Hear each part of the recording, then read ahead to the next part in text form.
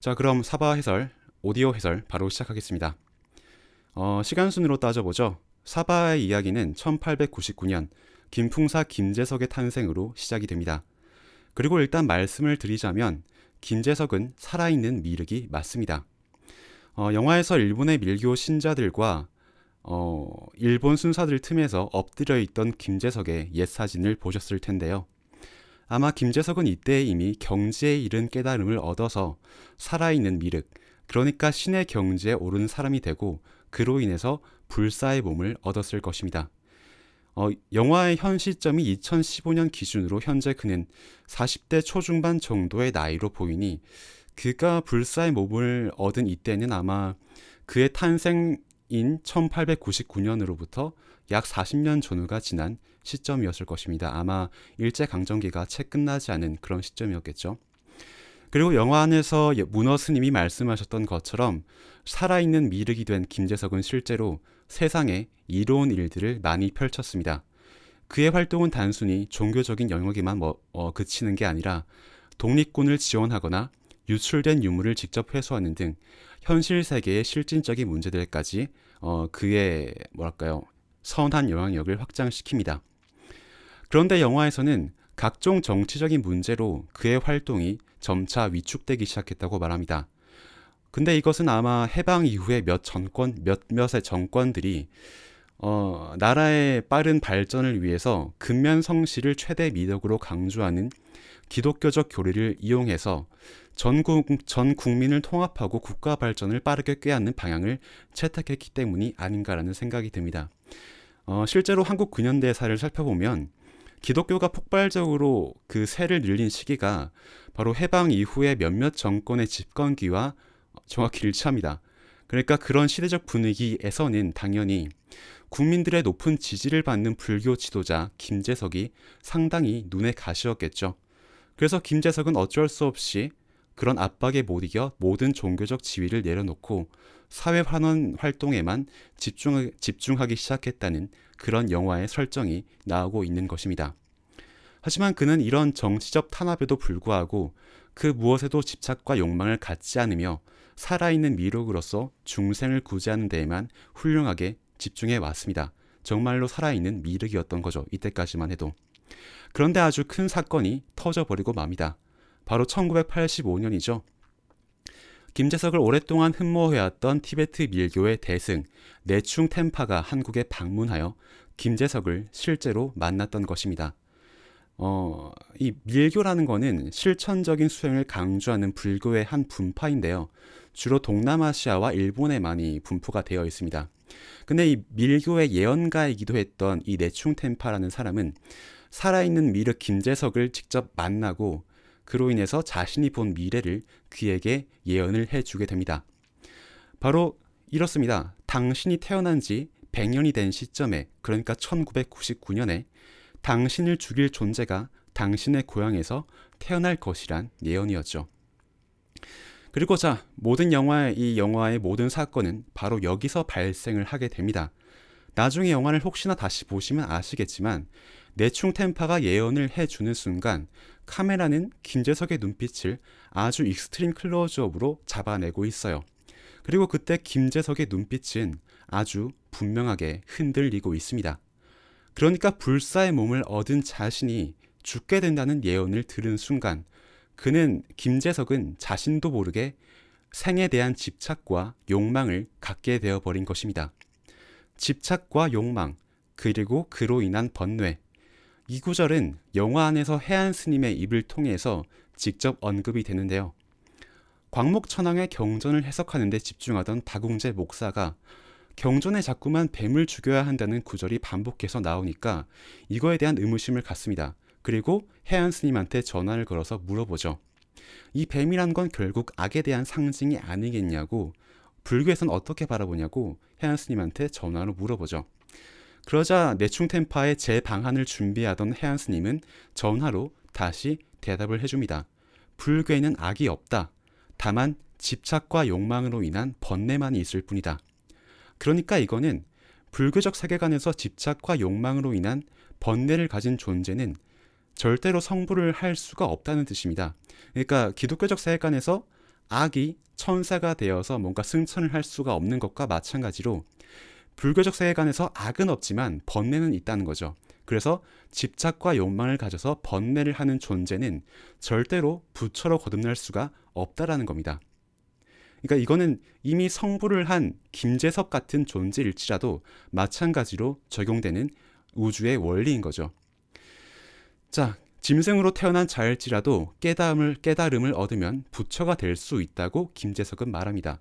그렇지만 이걸 반대로 말하면 깨달음을 얻은 자일지라도 짐승의 행위를 하면 본인 내면에 머물러 있던 부처의 모습을 잃게 된다는 것이 이런 불교의 선악이 없는 연기론적 세계관인 것입니다. 고정된 선악이 없다는 것, 모든 삼라만상이 홀로 독립되어 존재하지 않고 서로에게 의지해서 끊임없이 계속해서 영향을 주고받으면서 실시간으로 존재하는 것, 이게 바로 불교에서 말하는 연기설입니다. 그리고 또한 이런 연기설은 총 12개의 항으로 간편하게 정리가 되어 있다고 하는데요. 제 생각에 영화에서 12개의 손가락이 부처가 됐음을 상징하는 하나의 표식으로서 사용이 되고 있잖아요.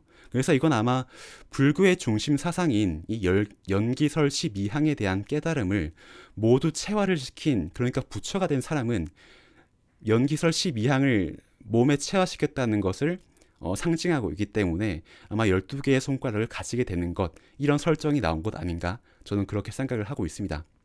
어쨌든 이러한 연기설은 영화 안의 대사로도 등장을 하고 있는데요. 자, 잘 들어보시면 기억나실 거예요. 바로 이것이 있으므로 저것이 있고, 이것이 생김으로 저것이 생기며, 이것이 없어짐으로 저것이 없어진다 라는 것이었습니다. 이게 바로 연기설의 12항 중 몇 가지라고 해요. 어쨌든 이 우주의 삼라만상에는 모두 이러한 순리가 깃들어 있습니다. 그렇기 때문에 우리는 인위적으로 무언가를 집착하거나 욕망해서는 안 된다는 거예요. 그러니까 흘러가는 대로 내버려 둬야 된다는 거죠. 그러니까 만약 김재석이 살아있는 미륵이 된 김재석이라 할지라도 1999년에 태어나는 존재로 인해서 설사 죽음을 실제로 맞이하게 된다 하더라도 그것은 연기설에 의해 규정된 우주의 진리이자 법칙이기 때문에 김재석은 그걸 받아들여야만 한다는 거죠. 그게 우주의 법칙이라는 거죠. 근데 김재석은 스스로 이 불교의 진리를 거부를 해버립니다. 왜냐하면 내충텐파에게 자신의 죽음에 대한 예언을 듣는 순간 그에게는 이미 생에 대한 집착과 욕망이 생겨버렸기 때문이죠. 그래서 김재석은 더 이상 살아있는 미륵이 아니게 됩니다.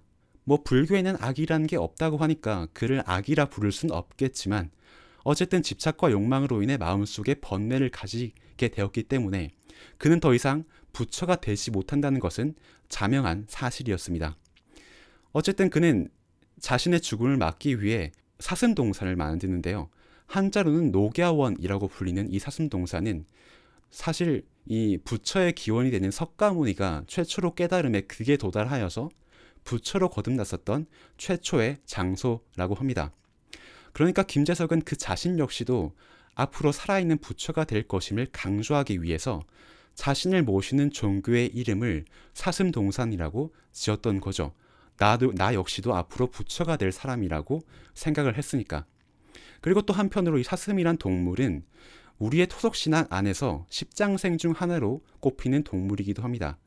즉 사슴은 영원한 삶을 산다는 10가지 십장생, 10가지의 영물들 중 하나인 동시에 석가모니가 부처로 거듭난 장소를 상징하기도 하는 거예요. 그러니까 이거는 사슴이란 건 중의적인 의미가 있는 거죠. 영생을 뜻하기도 하고 또 살아있는 부처의 자리를 꿈꾸는 김재석의 욕망을 상징하는 그런 장치이기도 한 거죠. 그런데 재미있는 건 그 창고에서 금화의 쌍둥이 언니를 처음 목격한 광목이 김재석의 녹야원으로 아지트죠. 녹야원으로 사슴동산 본진으로 처음에 찾아갔을 때 되게 신기합니다. 눈밭에 한 마리의 사슴이 죽어있는, 약간 뜬금없지만 죽어있는 장면이 연출되어 있죠. 근데 이게 약간 뜬금없는 이 장면이 연출된 이유는 이렇습니다. 그러니까 이건 김재석이 영화 안에 최초로 등장하는 장면인데 김재석이 본인의 상징물로 스스로 내세웠던 영생의 동물인 사슴이 죽어있는 모습을 보고 있다는 건 앞으로도 김재석 역시도 이 사슴처럼 영생에 실패할 것임을 암시하기 위한 장면으로서 김재석의 최초 등장 장면에 이거를 놓고 있다라는 거죠. 자, 어쨌든 김재석은 자신의 죽음을 예언을 받고 자신을 보필할 네 아들 사천지왕을 위한 4개의 법당을 만듭니다. 왜냐하면 그들을 자신의 아주 충실한 수족으로 포섭하기 위해서는 그들한테 뭔가 건덕지를 줘야 될 거잖아요. 그래서 거대한 종교적 구원을 제시를 해줘야만 하는데, 이때 김재석이 그들한테 제시했던 종교적 구원이 바로, 자, 네가 비록 너의 손으로 부모를 죽인 짐승으로 태어났지만 네가 지금부터라도 하늘의 뜻을 대신한다면 너 역시도 지금은 악이지만 나중에는 부처로 승천하는 구원을 받을 수가 있다 라는 것이었다는 거죠. 그러니까 4개의 법당은 이 1999년에 태어난 81마리의 여자아이들이죠. 81마리의 뱀을 모두 제거한 사천지왕 너희가 승천해서 부처가 됐을 때 너희들의 신도가 앞으로도 그 4개의 법당에 머물면서 너희들을 계속 섬겨줄 것이다. 그러니까 너희들도 영생을 얻을 것이다 라는 명분을 제시해서 한낱 소년범에 불과한 그들 자신이 나도 위대한 신으로 거듭날 수 있는 것인가? 라는 삶의 희망을 그들에게 주는 장치였다는 거죠. 간단히 말해서 좀 문장이 긴데요. 간단히 말해서 이렇습니다. 그냥 어린 나이에 부모를 죽인 그들이, 그러니까 바닥을 기는 뱀들에게 너희들도 하늘을 나는 용이 될 수 있다라는 희망을 준 겁니다. 이 가짜 김재석을 통해서. 물론 이제 이거는 불교적 교리에서는 틀린 말이 아니에요. 절대적인 선악이 없는 불교적 세계관에서는 이거는 뭐 당연히 할 수 있는 말이기도 합니다. 그런데 김재석이 이런 그 사천지왕 내 아들들에게 이런 불교적 원리를 제시하는 게 되게 아이러니해집니다. 왜냐하면 김재석이 사천지왕을 포섭하기 위해서 사용한 이 불교적인 논리가 바로 쌍둥이 언니인 그것에게도 예외 없이 동일하게 적용이 된다라는 거죠. 자, 이제부터 금화의 쌍둥이 언니 그것에 대한 이야기를 시작합니다. 금화의 쌍둥이 언니 역시도 그 사천지왕 네 아들들처럼 처음에는 짐승으로 태어났습니다. 악으로 태어난 게 명백해요. 왜냐하면 그것은 이미 뱃속에서부터 자신의 쌍둥이 동생인 금화의 다리를 갉아먹는 악행을 이미 태어나기 전부터 저지르고 있었고요. 그리고 그 악의 기운을 주변에 물들여서 어머니는 물론 아버지까지 모두 단기간에 죽도록 만들었기 때문입니다. 그러니까 이 쌍둥이 언니인 그것은 사천지왕들과 마찬가지로 어릴 때 부모님을 모두 죽여버린 짐승이었던 것입니다. 그런데 김재석은 말하죠. 짐승 역시 부처가 될 수 있다. 즉 이건 사천지왕과 마찬가지로 짐승으로 태어난 쌍둥이 언니 그것 역시도 앞으로 그녀가 어떤 행위를 하는가에 따라서 그것 역시도 부처가 될 수도 있다라는 그런 불교적인 논리를 그것에게 영화적으로 던져주고 있다라는 거죠. 그래서 이게 아주 아이러니한 단서가 되어버리는 것입니다. 물론 뭐 그것에게 부처가 되는 길은 그리 쉽지 않은 일이었습니다. 쌍둥이 언니인 그것은 새로 이사온 시골 마을에서도 주변의 소들을 모두 죽어버리게 만들 정도로 16년 동안 끊임없이 악의 기운을 심각하게 퍼뜨려 왔었습니다. 근데 다시 이제 영화를 다시 보시면 아실 건데요. 그것은 절대적으로 악하기만 하지 않았습니다. 절대로. 왜냐하면 그 지국, 이제 광목 말고 지국, 그 레미콘을 모으는 사람 있죠. 레미콘. 그 지국의 범죄 행위가 세상에 드러났을 때 결국 광목이 지국으로 하여금 스스로 자살을 하게 만들죠. 그리고 광목이 지국에게 말합니다. 지국님의 전업은 제가 이어받겠습니다. 그러니까 이 말은 그 쌍둥이 동생인 금화를 죽이는 건 너의 전업이었지만 어쩔 수 없이 지금 네가 죽어야 하는 상황이니 내가 너의 업을 이어받아서 대신 현실 세계에 이루겠다. 그러니 편히 죽어라. 편히 승천해라. 편히 성불해라. 이런 말이었던 거죠. 어쨌든 그렇게 지국의 전업을 이어받은 광목이 그녀를 어떻게 교육청에 숨어 들어가 있는 신도의 도움을 받아서 주소를 알아낸 다음 그녀를 죽이기 위해 금화의 방으로 올라가는 장면을 기억을 하실 겁니다. 이것도 굉장히 중요한 순간이죠, 영화에서. 그런데 그때 광목의 방문을 그리고 광목의 방문 의도를 쌍둥이 언니인 그것은 이미 알고 있었습니다. 왜냐하면 나중에 드러났던 것처럼 그것은 아주 오래전부터 광목을 지켜봐 왔었기 때문이죠.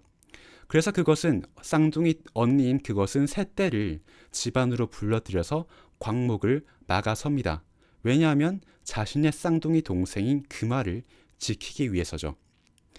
그러니까 영화를 처음 보셨을 때 그것이 절대적인 악으로만 보였을 때에는 여기서 그것이 아주 악한 흑마법을 사용하는 것으로만 보이셨을 거예요. 하지만 영화를 나중에 혹시나 2번 다시 보시게 된다면 이 장면이 굉장히 정말 신기한 경험인데 저도 완전히 다르게 보입니다.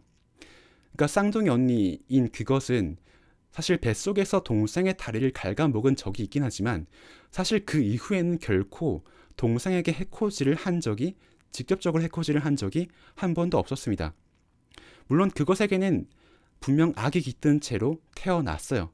그러나 쌍둥이 언니 그것은 광목에게서 자신의 동생을 지켜줬던 것처럼, 그리고 김재석에게 속아서 악행을 저지르며 괴로워했던 광목을 매일 밤 위로하고 지켜줬던 것처럼, 사실 쌍둥이 언니 동생 그것은 16년 동안 계속해서 자기 자신에게 깃든 악과 한편으로는 끊임없이 싸워오기도 했다라는 겁니다.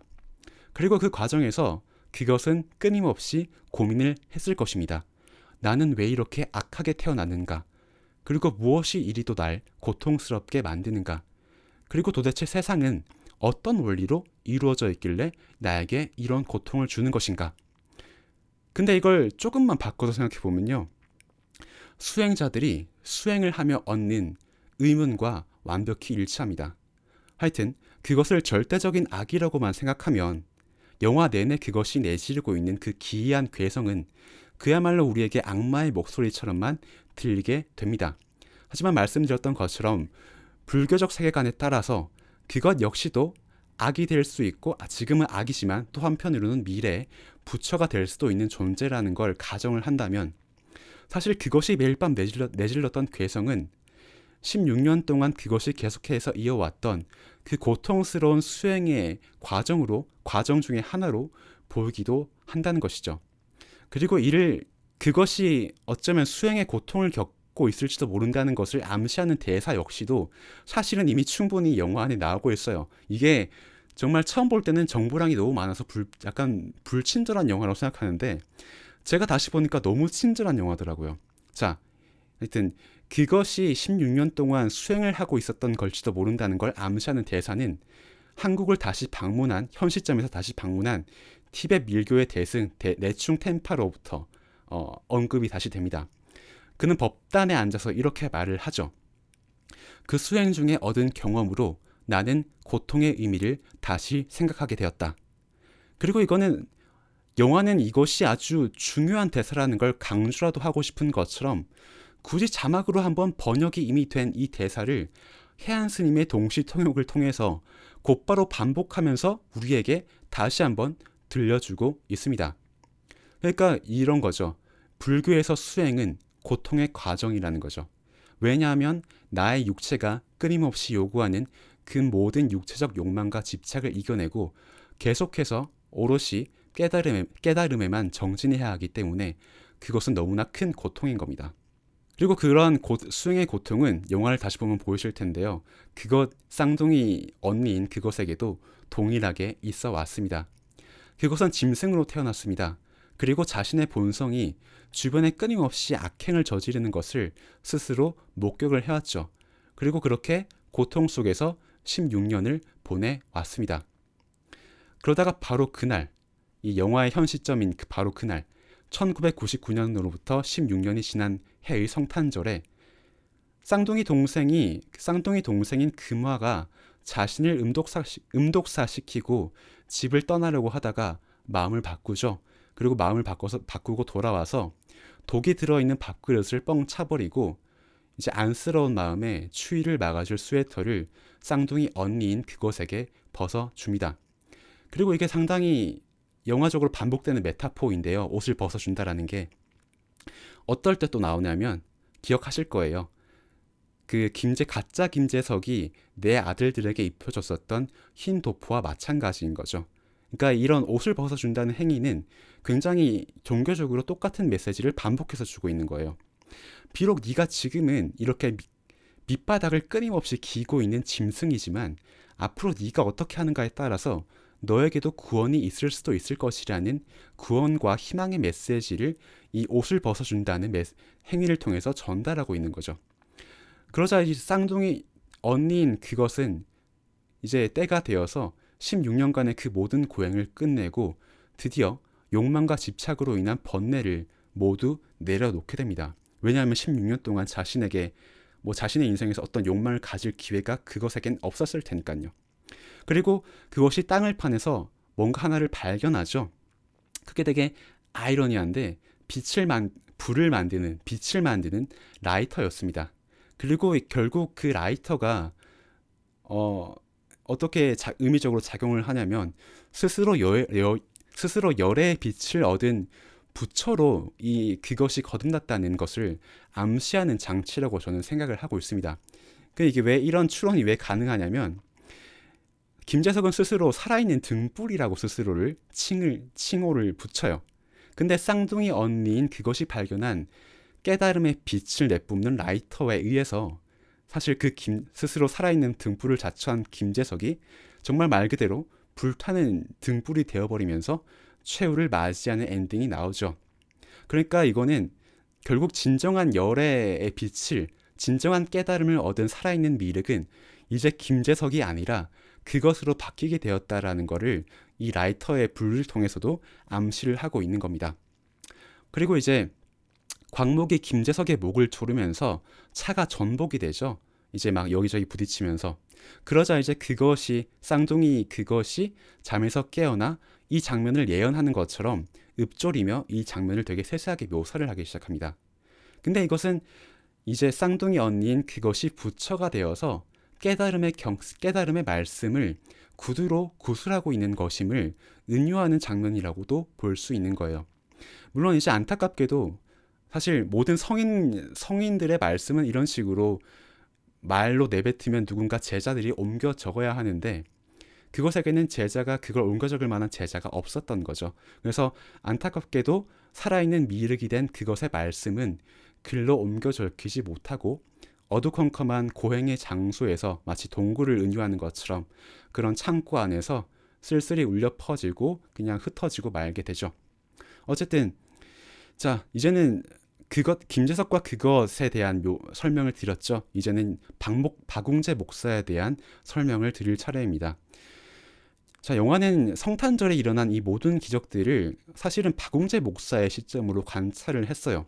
근데 사실 좀 이상하다고 생각되실 거예요. 왜 박웅재 목사라는 이 사람은 왜 그렇게 뜬금없이 진짜라는 것에 대한 강한 호기심을 이렇게 가지게 됐는가?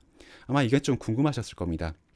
근데 영화는 이거에 대한 설명도 이미 하고 있어요. 굉장히 다시 보시면 거듭 강조드리지만 친절한 영화입니다.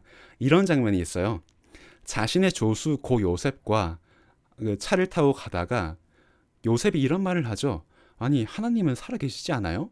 라는 말을 합니다. 그러자 박 목사는 되게 냉소적으로 웃죠. 그러면서 이런 이야기를 합니다. 단서를 붙이죠. 이건 내 친구 얘긴데 라고 하면서 어떤 이야기를 들려줘요. 그거는 남아공에 선교 활동을 하러 갔다가 이슬람 광신도들에게 가족들을 모두 잃어버린 한 선교사의 이야기를 들려주게 됩니다. 그리고 박 목사는 그게 자신의 친구의 이야기라고 말을 해요. 그런데 이것은 친구의 이야기가 아니라 사실 박 목사 자신의 이야기였습니다. 이거는 박 목사의 과거 이야기를 다루고 있는 그 사바 웹툰을 검색해 보시면 바로 보실 수 있는데요. 사바 프리퀄 웹툰에서 이 박 목사의 과거에 대한 이야기가 나옵니다. 남아공으로 이 선교 활동을 가면서 매일매일 기도도 하고 신을 충실하게 모셨는데 또 다른 신을 모시는 광신도에 의해서 자신의 가족을 모두 잃어버리는 비극을 겪게 되는 거죠. 그래서 박 목사는 정말로 진짜가 있는 것인가? 도대체 가짜가 뭐고 진짜가 뭔가라는 의문을 항상 가지게 된 거예요. 어쨌든 박 목사는 신의 뜻이었기 때문에 정리하자면 자신의 가족들을 죽여버린 그 어린 이슬람 광신도, 신의 뜻이기 때문에 너의 가족을 죽였다 라고 아무렇지도 말하는 어린 이슬람 광신도의 말을 듣고 종교적인 회의주의에 빠져버리게 됩니다. 그래서 영화에서 보셨던 것처럼 그 어느 종교적인 뭐 기독교가 됐든 천주교가 됐든 불교가 됐든 일단 어떤 종교가 됐든 돈벌이만 된다면 그 종교를 철저히 활용하는 그런 세속적인 캐릭터가 형성이 되어버린 것이죠. 그런데 이 박웅재 목사가 김재석의 뒤를 파다가 문어 스님에게서 김재석은 진짜였다라는 말을 듣게 되는 거죠. 그러자 자신의 두 눈으로 항상 신의 현존을 의심했던 박웅재 목사가 이제는 정말 너 신이란 너라는 존재가 정말 있는 것이냐, 약간 싸우는 심정으로 그런 강한 욕망을 느끼게 됐던 것이죠. 하지만 안타깝게도 그가 목격한 지금 신인 김재석은 불사의 몸을 가지긴 해서 인간을 초월하긴 했으나 이미 신의 자리에서는 내려온 상태였습니다. 그리고 살아있는 이제 현 시점에서 살아있는 미륵 신이 된 쌍둥이 언니, 그것은 실제로 목격을 하지를 못했어요.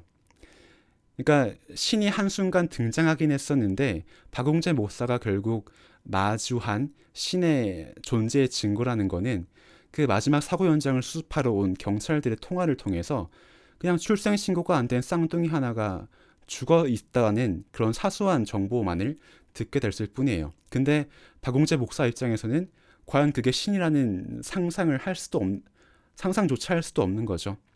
그러니까 이 부분을 제가 말씀 왜 드리냐면 바로 여기서 영화의 주제의식이 저는 드러나고 있다라고 생각을 하고 있기 때문입니다.